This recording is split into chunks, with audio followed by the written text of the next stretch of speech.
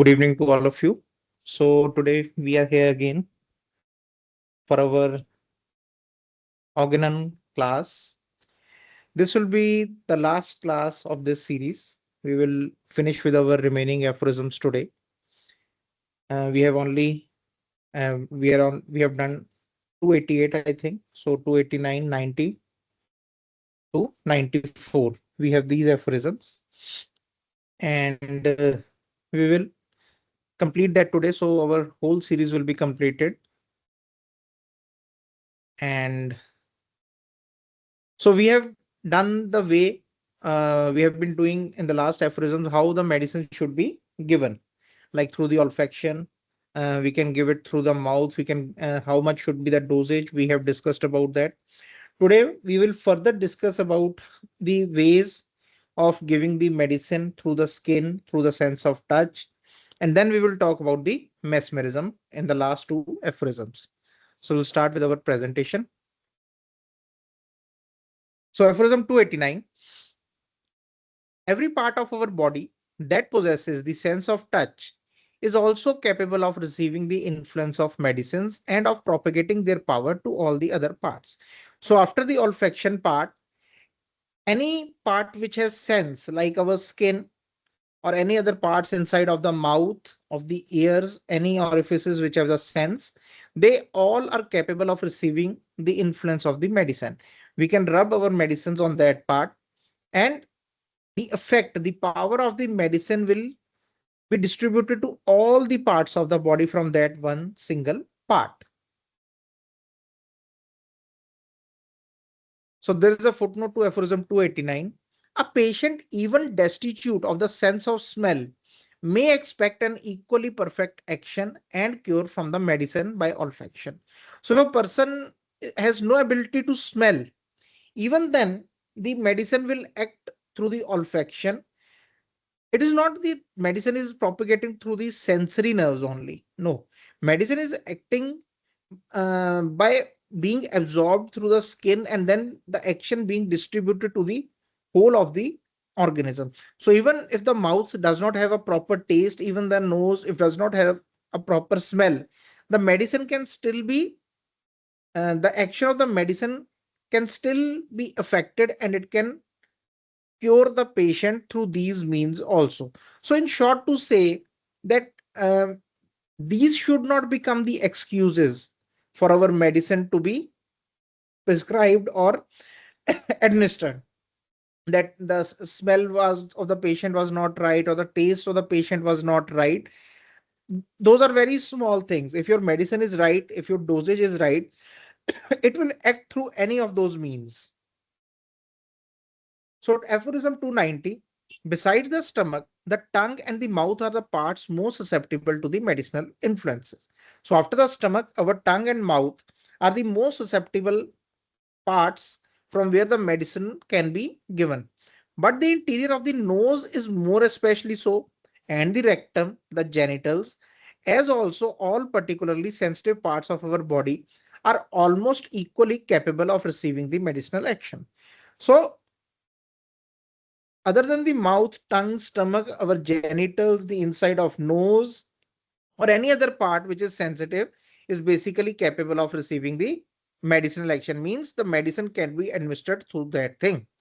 Hence also parts that are destitute of skin, any part which does not have proper skin, like there are some wounds or some ulcerated spots, permit the powers of medicines to exercise almost as penetrating an action upon the organism as if the medicine had been taken by the mouth, or still better by the olfaction and inhalation.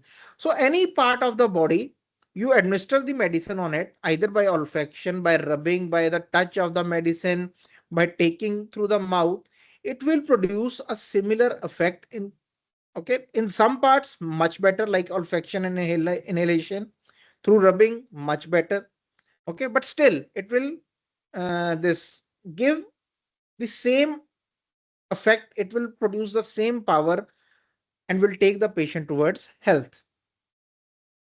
Even those organs which have lost their peculiar sense, for example, a tongue and palate that have lost the faculty of tasting, or a nose that has lost the faculty of smelling, communicates the power of medicine that acts first on them alone, not less perfectly to all the other organs of the body. So same thing which we were discussing, that even if some part of the organ, the sense is lost, for example from the tongue or from the nose, they have lost the power of tasting or smelling, still the medicine will be communicated through it to the whole body, to all the organs of the body in a very perfect sense.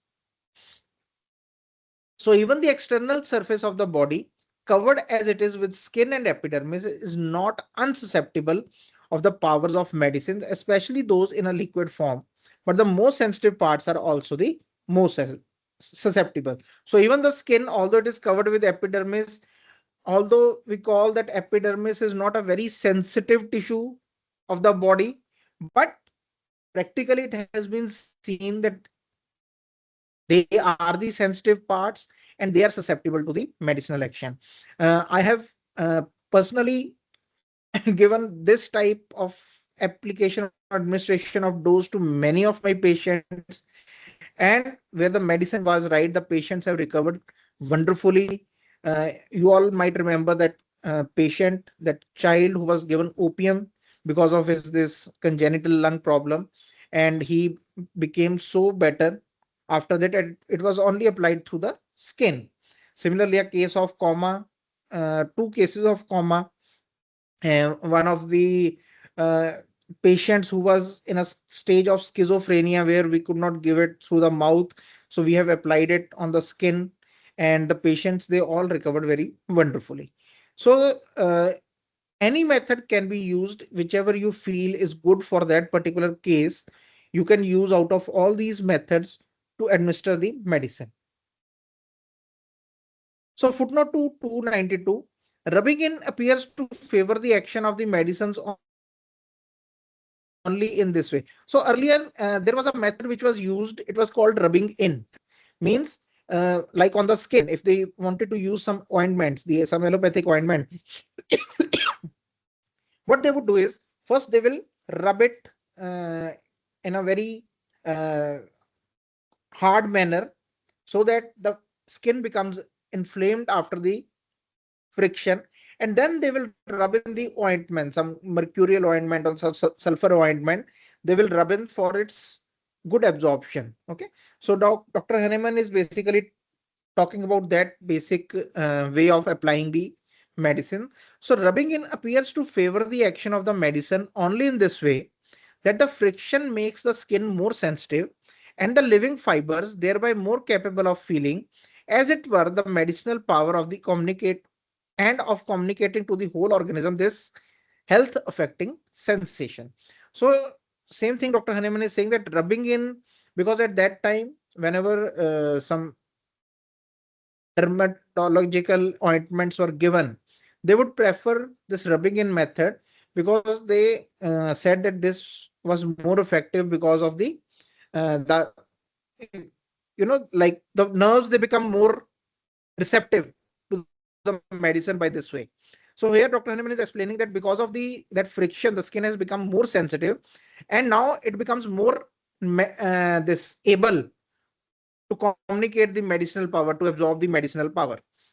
The previous employment of friction to the inside of thigh makes the mere laying on of the mercurial ointment afterwards quite as powerfully medicinal as if the ointment itself had been rubbed upon that part, a process which is termed rubbing in. Okay, so they will rub in the, like in the inside of the thigh, they will rub in and then they will apply the medicinal ointment. But it is very doubtful whether the metal itself can penetrate in substance into the interior of the body, or be taken up by the absorbent vessels by means of this so-called rubbing in.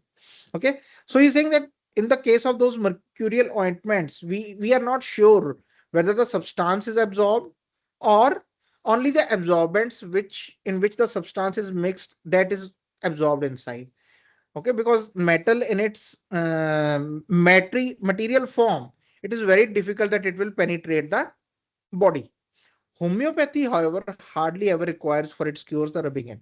But in homeopathy, we don't need the rubbing in for the application of the medicine. Okay, Okay, when you have to apply the medicine, you just have to put the medicine like on the wrist or some part of the skin, and just gently, like putting 1 or 2 drops on the cotton, and just give a small rub of the medicine on any part of the body. So homeopathy does not require that rubbing in of any medicine, nor does it need any mercurial ointment. So we don't need even the mercurial, some base or substance to get that medicine absorbed. Okay. So in the footnote, Dr. Hahnemann is saying that just one gentle application of the medicine is enough, and we don't need any kind of rubbing in or any kind of vessel, for the absorption of the medicine. So aphorism 293, the 293 and 294, these are two aphorisms on the mesmerism. Okay. So if you don't know about mesmerism, it is a way of transferring one's energy to the other person. It is also called animal magnetism. Okay. So I find it necessary to allude here to animal magnetism as it is termed, or rather mesmerism, as it should be called out of the gratitude to Mesmer, its first founder. So mesmerism was founded by Mesmer, which differs so much in its nature from all other therapeutic agents. So he's saying that I will give the attention here to the mesmerism, that it also has the power to produce curative powers when given in a way he will describe. This curative power, often so stupidly denied, which streams upon a patient by the contact of a well intentioned person, powerfully exerting his will, either acts homeopathically by the production of symptoms similar to those of the disease state to be cured, and for this purpose. Okay. So he's saying that when that this mesmerism, it has been denied by the medical science. Okay. So the allopathy denies the mesmerism, and he says that it is a very stupid act, that it is being denied. And when a mesmer is a person who practices mesmerism. So when a well intentioned person, a mesmer, he powerfully exerts his power or his will to a patient, then this mesmerism, he says that it acts homeopathically. How? By production of the symptoms similar to those. So even after the mesmerism, you will see a slight homeopathic aggravation. So why mesmerism? Why Dr. Hahnemann was standing for mesmerism, or he called out that mesmerism is also a good way of treating the patient, because he saw that it acted homeopathically. He saw that even when mesmerism is given in a good way, okay, it acts homeopathically by production of the similar symptoms to those of the diseased state to be cured. So in a way, there is only one way to get rid of the diseases in a permanent way, and that is a homeopathic way. So either by the medicines or by some other agent, if we wish to cure a patient, the effect should be homeopathic. Okay, that is by production of the symptoms similar to those of the diseased state to be cured. And for this purpose, a single pass made without much exertion of the will, with the palms of the hands, not too slowly, from the top of the head downwards over the body to the tips of the toes, is serviceable in, for instance, uterine hemorrhages, even in the last stage when death seems approaching. So he's telling the way how a mesmer, how the mesmerism is done, that a single pass of the hand is made without much exertion of your will, and the palms of the hand are placed towards the patient, and it is made to make a single pass from the head to the toe. So in this way, he's saying that he has seen many kind of um, difficult diseases, or even the diseases which are at last stage. Okay, so this kind of a pass or this kind of mesmerism was helpful for the patient. Or it is useful by distributing the vital force uniformly throughout the organism when it is in an abnormal excess in one part and deficient in other parts. For example, in rush of blood to the head and sleepless, anxious restlessness of a weakly person, etc., by means of a similar single but somewhat stronger pass. Okay. So if there is a case of, like imbalanced vital force, like somewhere there is excess of something and somewhere there is very less of something. For example, he is giving that there is rush of blood to the head in a person who is basically weak, who is basically anxious or sleepless. In that patient, this pass should be made in a more stronger way. Okay, the pass should be stronger, it should be quick, it should be fast, but a little bit. Or for the immediate communication and restoration of the vital force to someone weakened part or to the whole organism, an object that cannot be attained so certainly and with so little interference with the other medicinal treatment by any other agent beside the mesmerism. Okay. So he's saying that then in the cases where an immediate restoration of vital force is needed, for example, there is some weakened part or something. So in mesmerism is a good way to balance that thing to make the vital force restored in a faster way.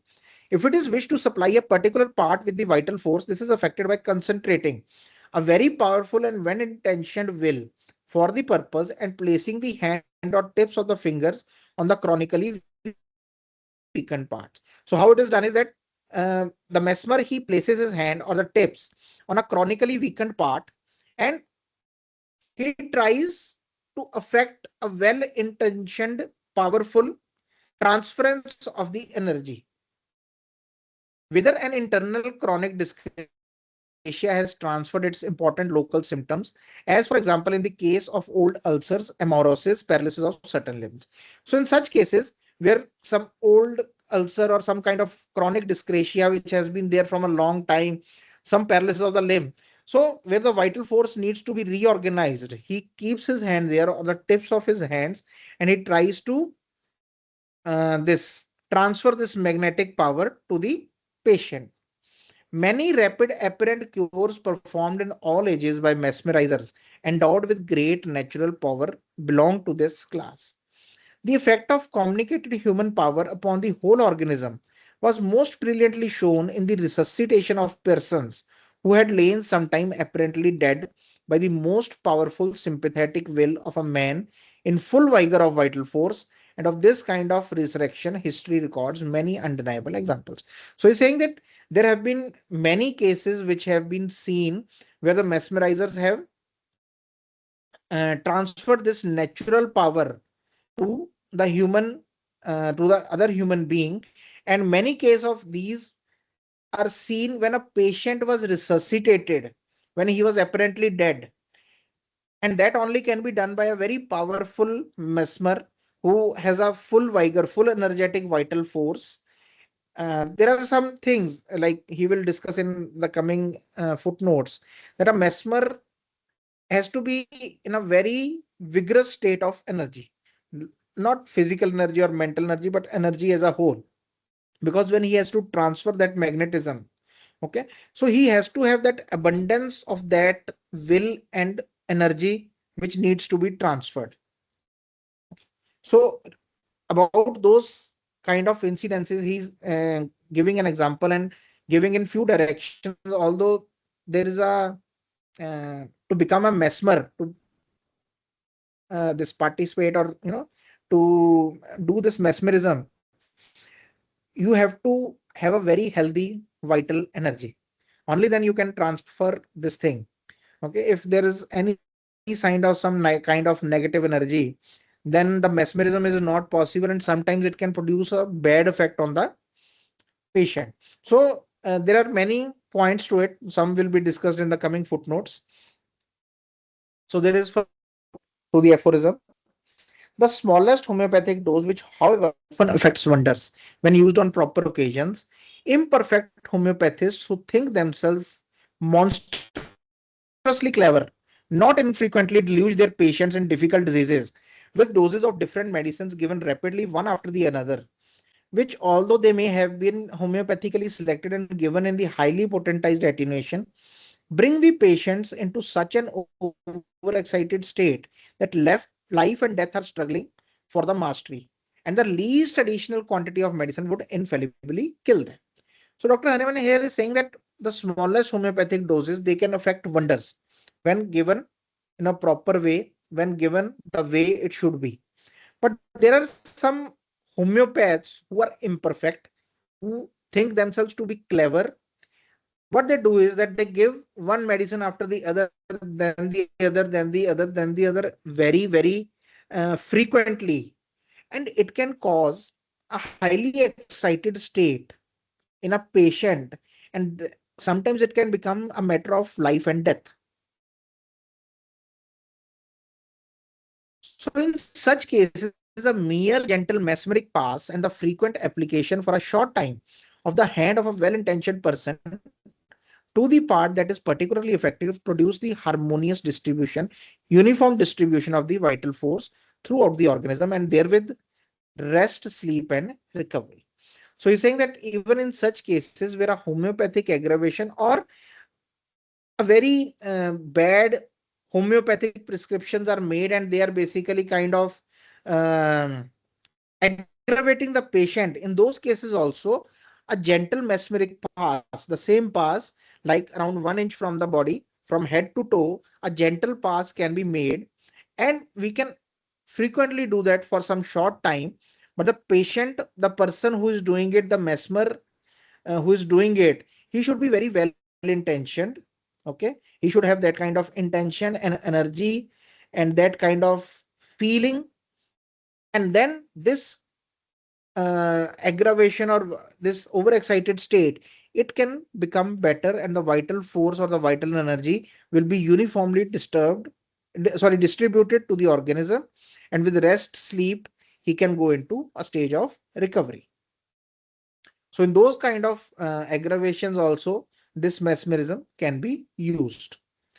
So second footnote to the aphorism 293, although by this restoration of the vital force, which ought to be repeated from time to time, no permanent cure can be affected in cases where, as has been taught above, a general internal dyscrasia lies at the root of the local old affections, as it always does. Yet this positive strengthening and immediate saturation with vital force, which no more belongs to the category of palliatives than does eating, drinking when hunger and thirst are present, is no mean auxiliary to the actual treatment of the whole disease of the homeopathic medicines.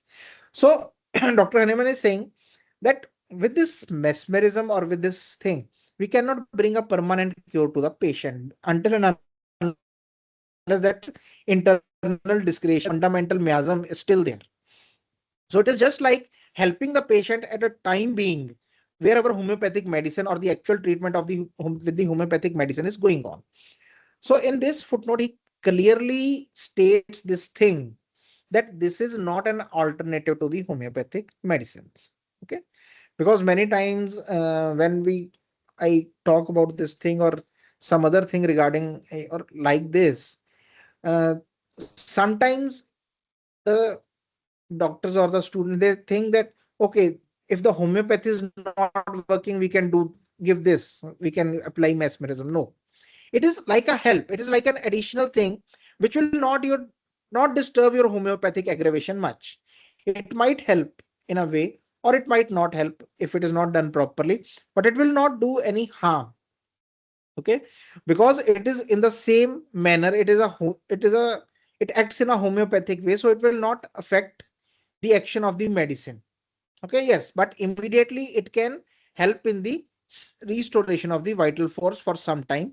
There can be a positive strengthening, and this is not a palliative method. Okay, so he's saying that he's giving an example. If like it is just like when you are hungry, you are eating food. When you are thirsty, you are drinking. So mesmerism is just like that. Then when you are low in your vital force or in your energy, it can help you with a strengthening of it, but it cannot produce a permanent cure. So third footnote to aphorism 293, especially of one of those persons of whom there are not many who, along with great kindness of disposition and perfect bodily powers. So now in this footnote, Dr. Hahnemann is giving that what should be the basic requirements of becoming a this practitioner of the mesmerism. Okay, so the person He is saying, although there are not many persons who can be like this, along with the great kindness of disposition. So in your disposition, there has to be kindness. The person has to be kind, sympathetic, compassionate, and perfect bodily powers. The bodily power should be perfect. Okay, the vital energy should be perfect. Possess but a very moderate desire for sexual intercourse.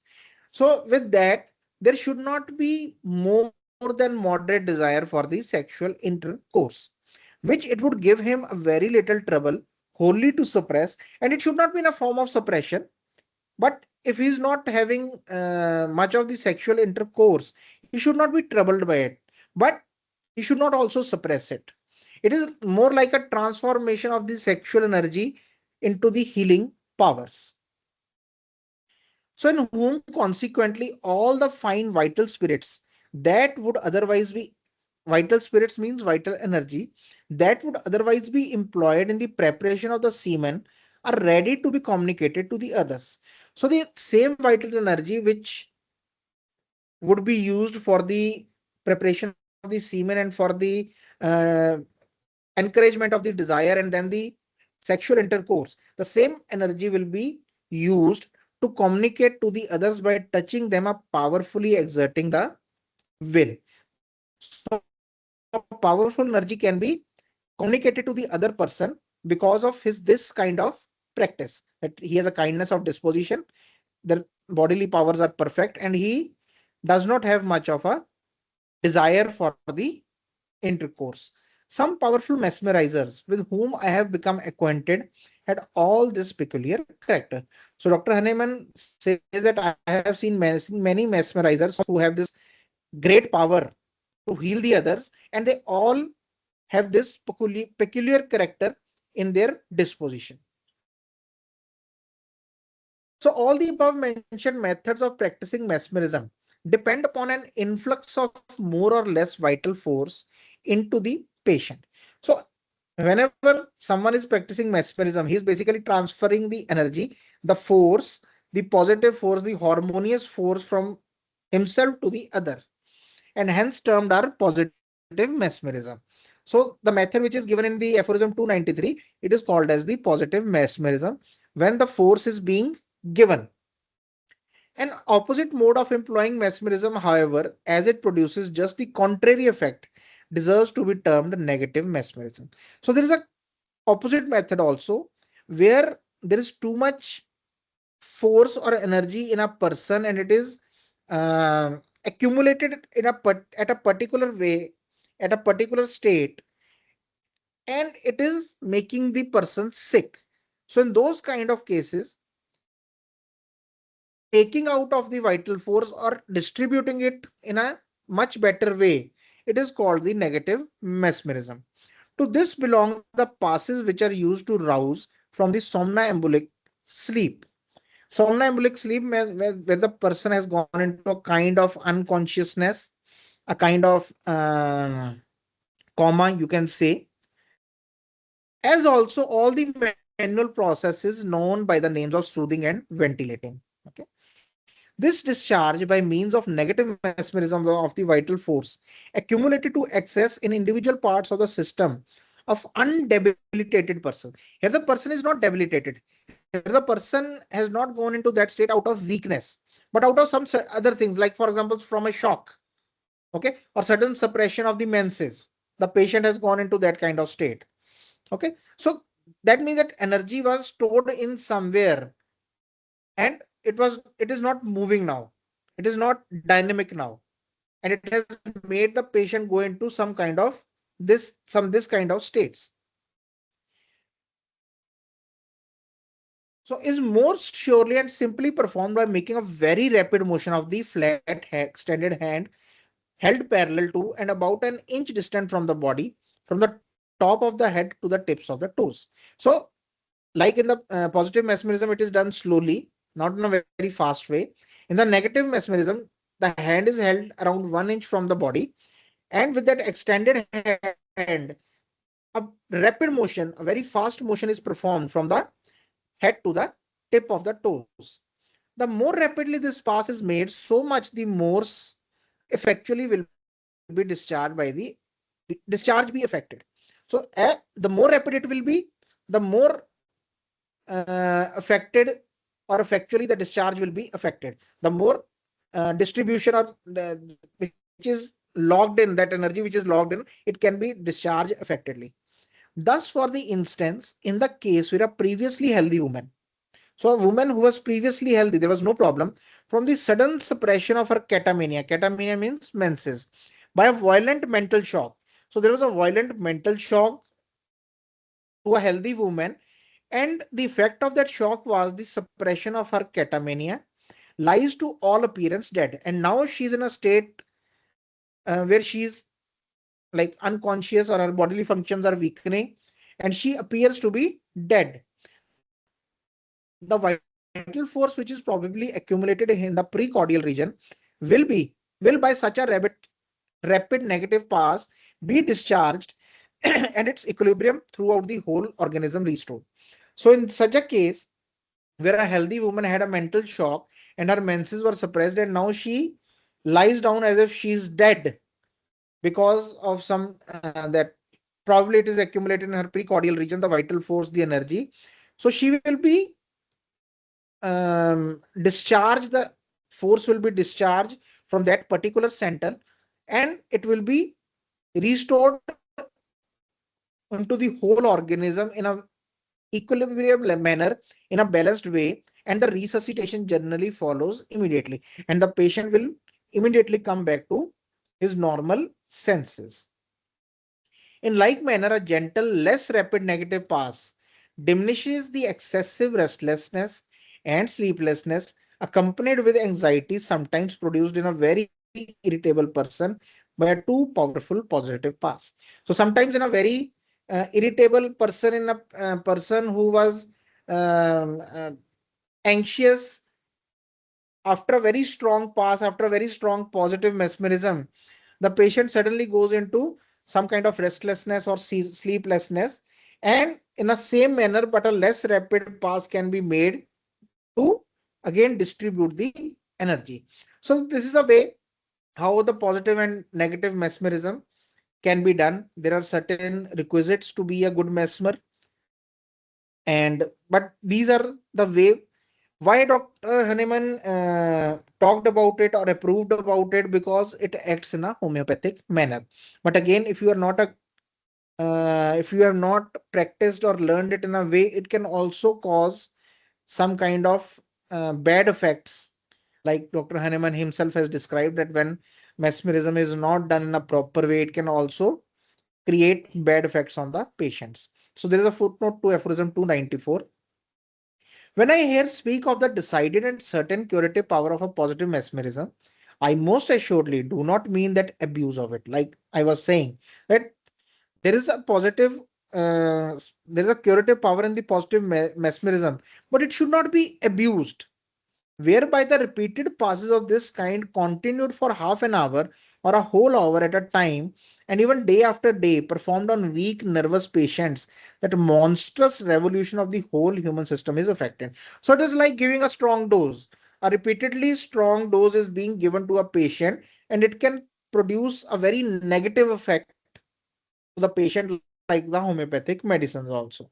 Okay. So in a weak and nervous patient, if it is done continuously for half an hour or an hour, or even day after day, then it can produce a very negative, a monstrous revolution of the whole human system is affected, which is termed somnambulism. So the patient can go into somnambulism, in a state where he is unconscious or in a state of coma, wherein the human being is ravished from the world of sense and seems to belong more to the world of spirits. So he's cut off from the world of sense. He is in a state of unconsciousness, and he is somewhere else in his thoughts. A highly unnatural and dangerous state, by means of which it has not infrequently been attempted to cure chronic disease. So many times when mesmerism has been tried to cure chronic diseases, there is a chance when the patient, because of the abuse of mesmerism, can go into such state of somnambulism.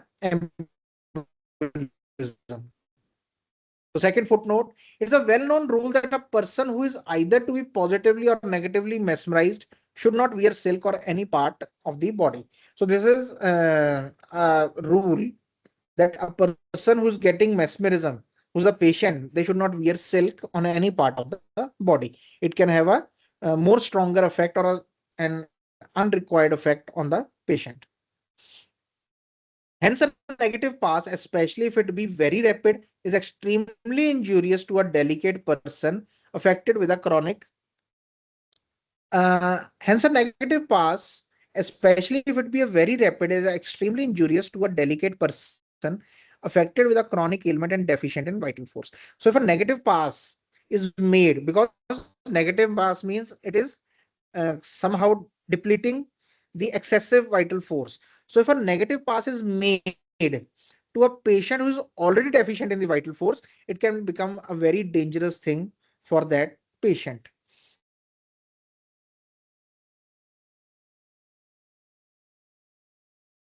So this is the last footnote, I think. Yes. A strong country lad, 10 years of age, received in the morning, on account of slight indisposition from a professed female mesmerizer, several very powerful passes with the points of both thumbs from the pit of the stomach along the lower edge of the ribs, and he instantly grew deathly pale.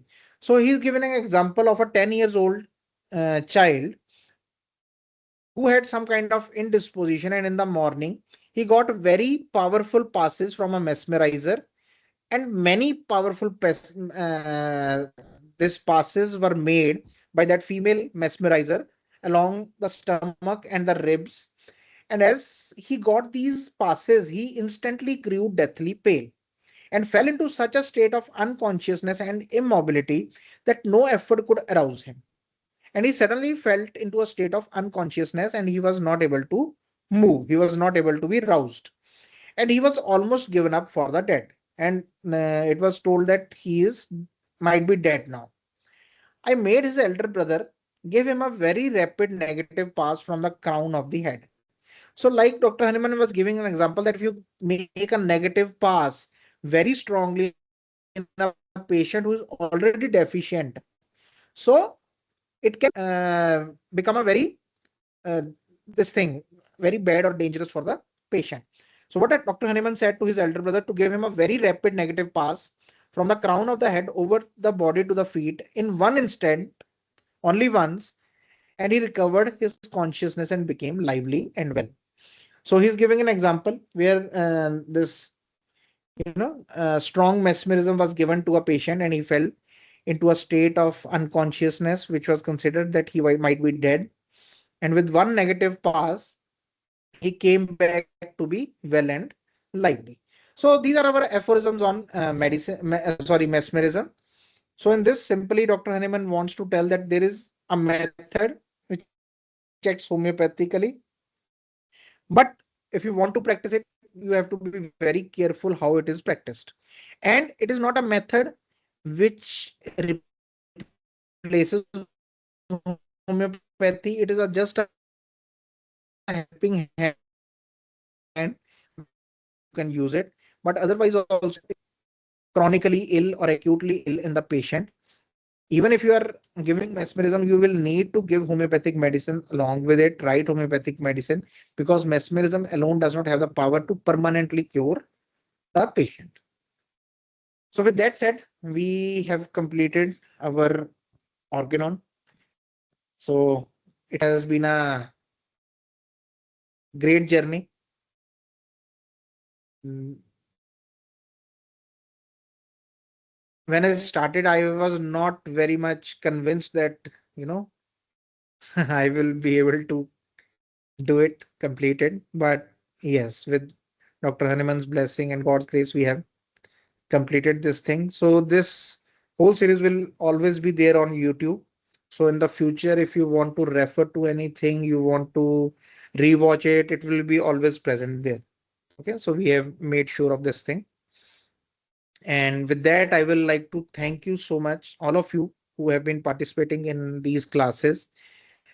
During this whole journey, I have had experience from different doctors which have motivated me to keep going with this thing. There are many examples which I would like to share, share, but they are a little bit emotional for me, so I will not tap on that part. And we are already into the, I think, more than 1 hour we have been going on. So the main thing is that it has been good to know that this thing have helped the doctors and then the patients, because that was the intention of starting this. And once you see that whatever you, the purpose or with the aim you have started something, it is bearing fruit. So there is a natural happiness which comes. So I am happy for that, and I'm very grateful and thankful for you all to give me an opportunity to do something to help in a very small way, that whatever I could do, you have given me that opportunity for doing that. So thank you all. Thank you for that. And again, I will say this is a wonderful thing, this homeopathy, the way it has been discovered, the way Dr. Hahnemann has taught us through his books, the different books.